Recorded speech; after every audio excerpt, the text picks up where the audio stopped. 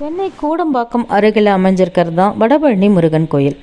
அண்ணாசாமி நாயக்கர் அப்படிங்கிறவரால் முதல்ல பழனி முருகனுடைய வண்ண படத்தை வைத்து தான் இவர் இந்த இடத்துல வழிபட ஆரம்பித்தார். அதன் பிறகு தான் இங்கே மிகப்பெரிய கோயிலானது கட்டப்பட்டது.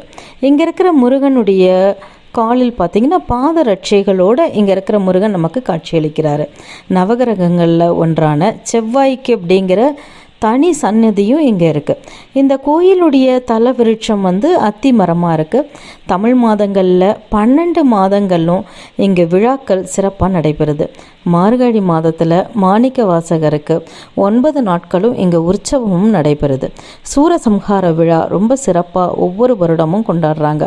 பல முருகன் கோயில்களில் இல்லாத ஆஞ்சநேயர் சன்னதியும் இந்த கோயிலில் இருக்குது. தென்பழனிக்கு இணையாக வடபழனியும் போற்றப்படுது. கந்தனுக்கு அரோகரா, முருகனுக்கு அரோகரா, வெற்றிவேல் முருகனுக்கு